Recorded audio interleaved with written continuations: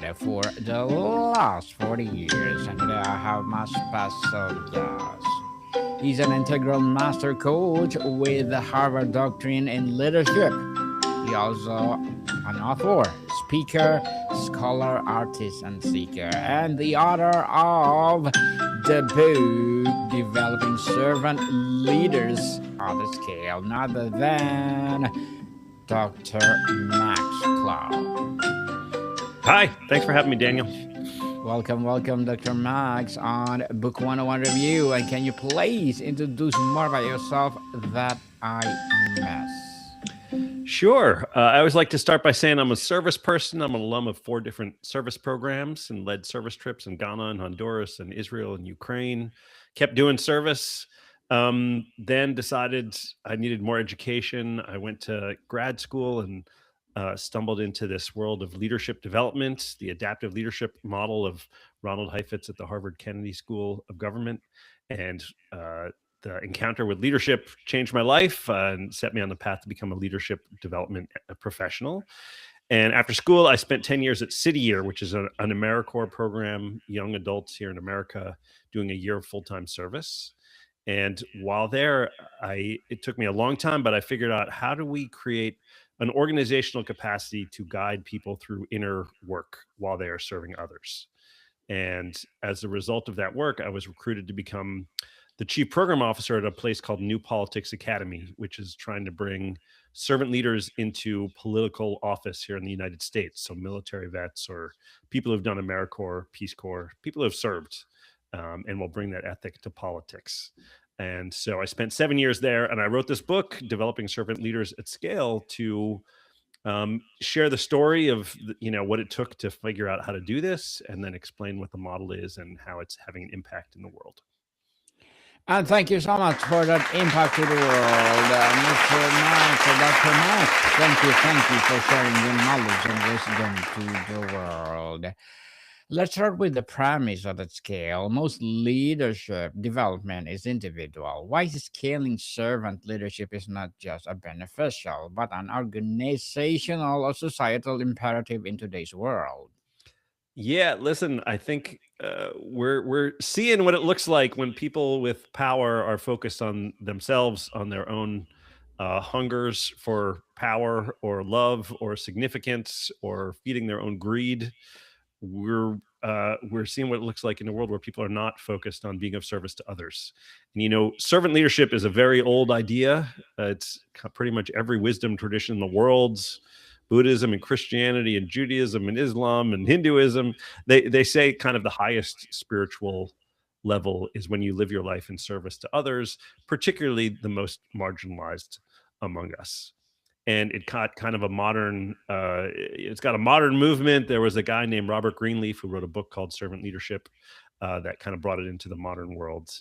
And just the idea is leadership should not be just about gaining power for the sake of power or serving your own self, but you should be trying to make the world better for others and developing others. So through your leadership, other people become servant leaders. And we need more of it. And there are a lot of books about what does it mean as an individual, what are the qualities of becoming a servant leader. But my work was really, how do you build an organizational capacity to develop servant leaders so that you could do it with thousands of people at a time? Because the problems are really big and we need a lot of people stepping up this way. Developing others, we like that. We love that, Dr. Max. Servant leadership can be misperceived as soft or passive. How do you redefine its rigorous performance in enhancing discipline that demands strength and accountability?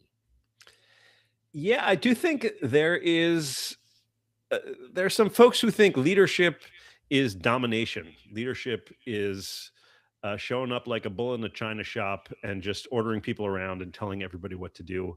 If you understand any of the business literature, it's pretty clear that the people who show up and lead like that have ruined companies. The most effective leadership is leadership that is grounded in, Jim Collins talks about level 5 leadership, where you have both this deep personal humility, where you're really open to listening to other people, you understand you need other people's perspectives and help to do things, and you honor the humanity of other people. And also, when you realize something needs to be done, you operate with kind of fierce professional will.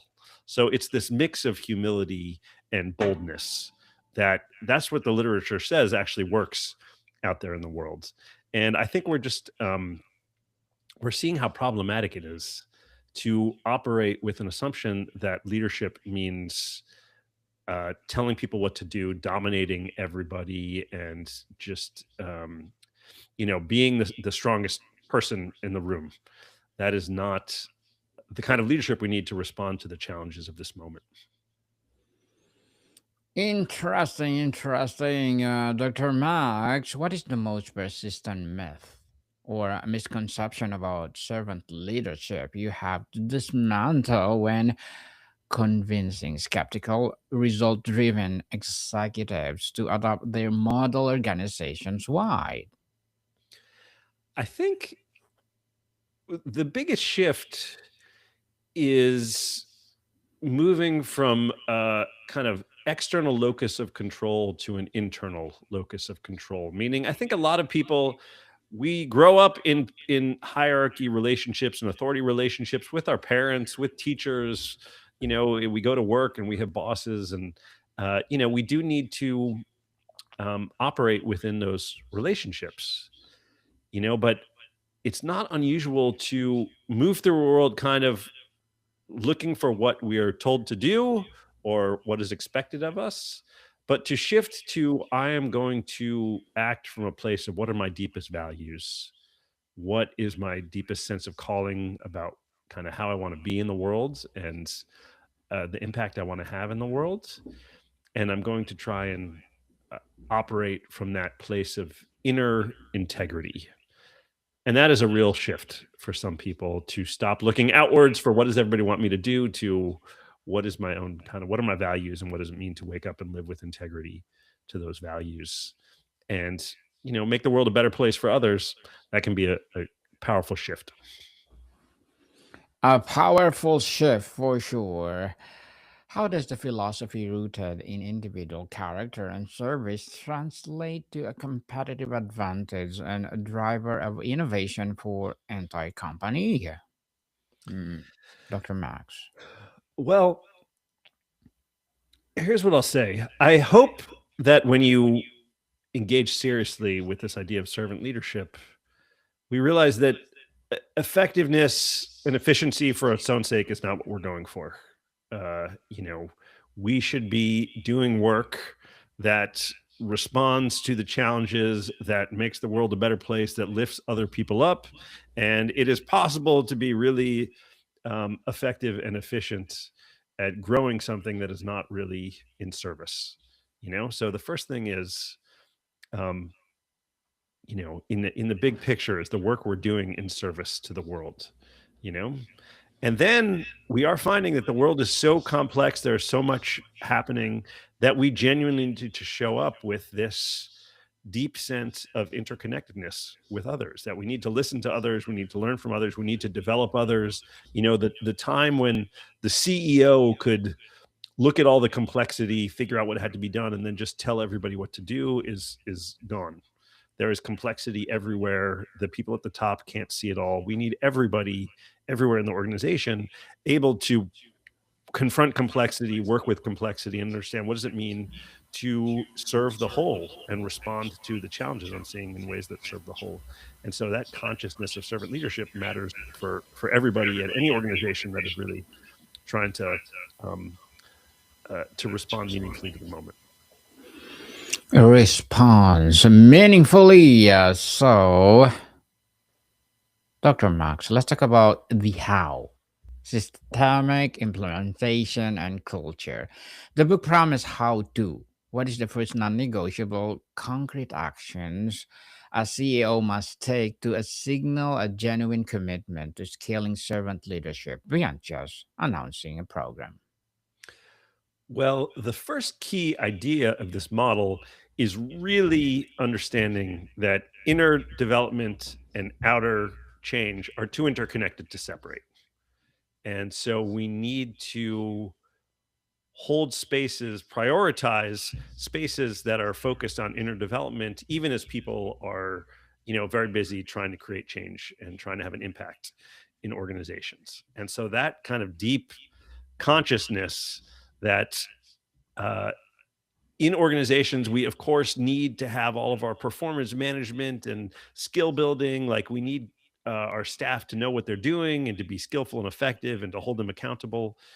It's not about kind of throwing that stuff out, but it is about complementing, adding to that spaces that allow people to slow down, turn away from the to-do lists, and do some really deep reflection and learning that is not fundamentally about executions and deliverables and how we're going to solve this problem.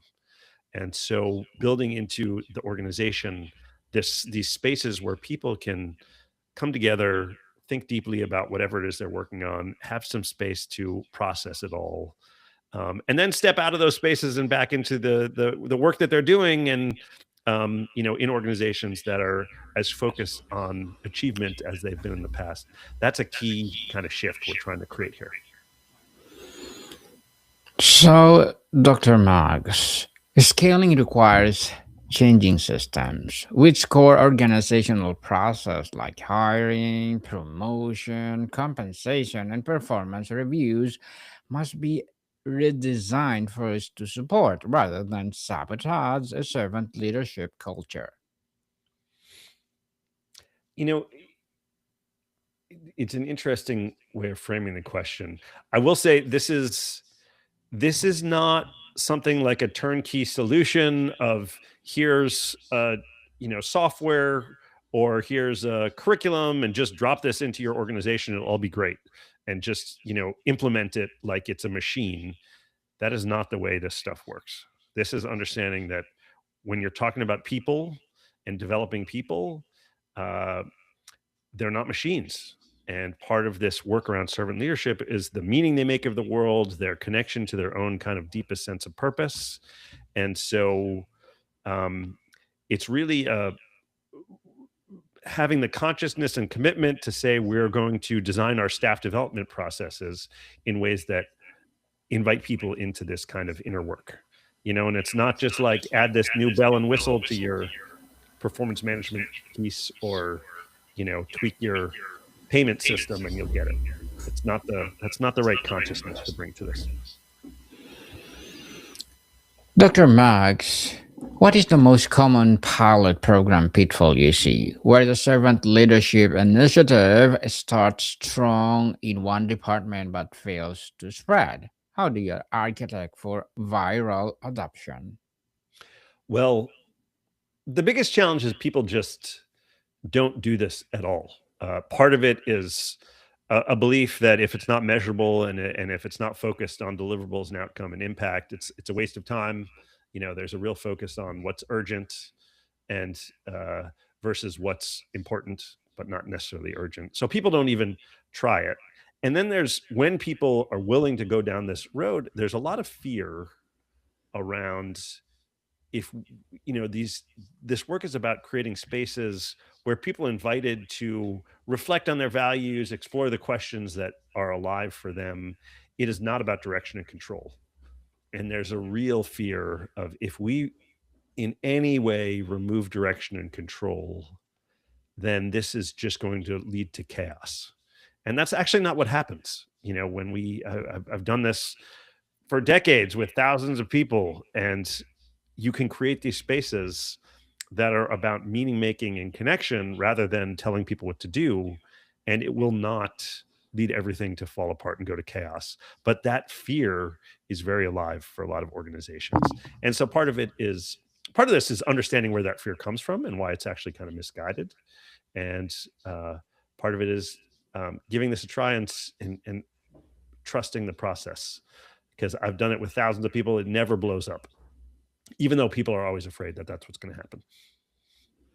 Dr. Max, as a master coach as well as an author, what are your short term and long term goals?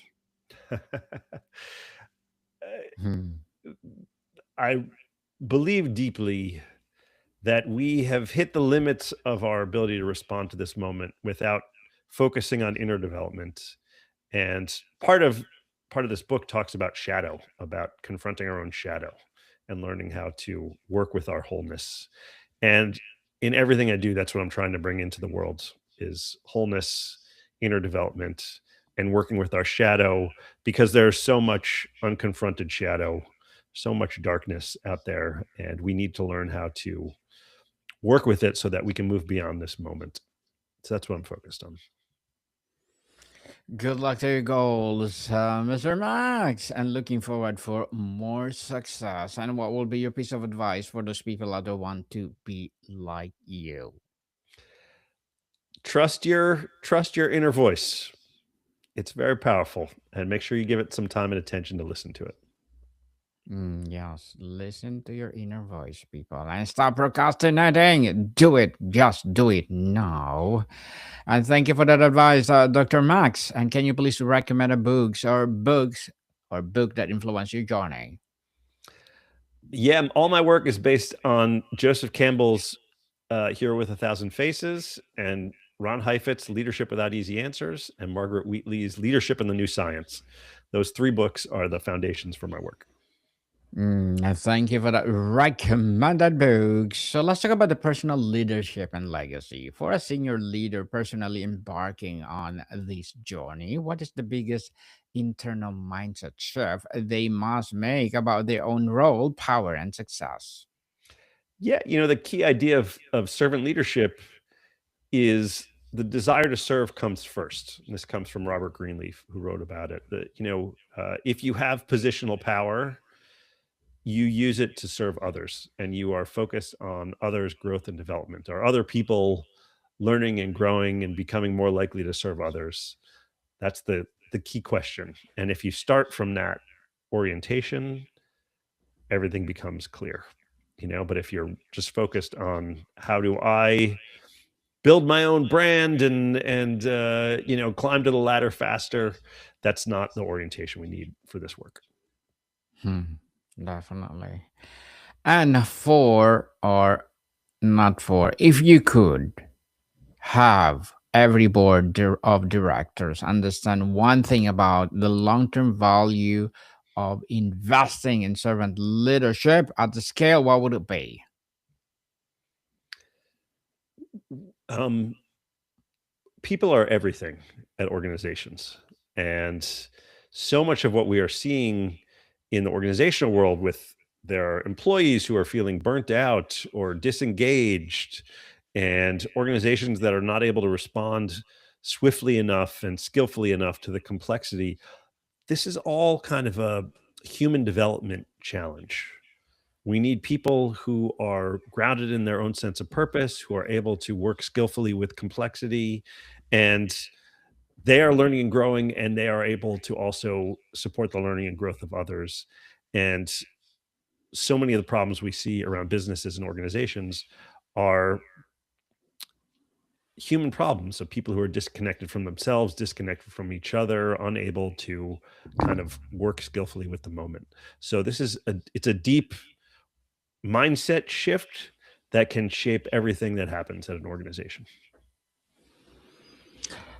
Dr. Max, before we wrap up our discussion for today, I'm inviting you to please do listen to my other podcast, people. My other podcast, because my abstract essay is already in sixth season, abstract poetry in third season, and my book 101 review in sixth season as well, comedy 101 in third season, and my food 101 in sixth season as well, geography 101, love letters, movie 101 review, music 101 of fifth season, Science 101, Sex 101, fourth season, and of course, Trivia 101, Law 101, Mental Health 101, Motivation 101, Entrepreneurship 101, Bible Verses 101 are my baby podcasts. Please listen Wow. to them wherever you listen your podcast. So, Dr. Max, ultimately, it's about legacy. Beyond profitability, how does developing a servant leaders at a scale change the trajectory of organization and its impact on the community and industry over a generation?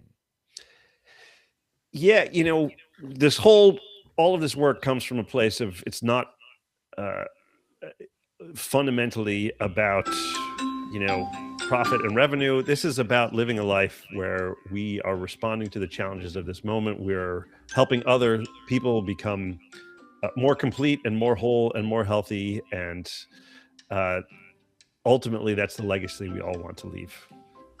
Is a life of service to others. And this is a way to really integrate that into an organization at the DNA level. A life of service of others. What amazing legacy to the world, Mr. Max. So can you please invite our listeners to support your books, your advocacy, or whatever projects that you're doing right now? Yeah, the book is called Developing Servant Leaders at Scale, How to Do It and Why It Matters. You can find it on Amazon and wherever you buy books. And my website is the centerforcourageouswholeness.org. You can learn more about all this work at the Center for Courageous Wholeness. Yes, people, let's support Mr. Max or Dr. Max, because if you support him, for sure, more and more empowering leaders will rise.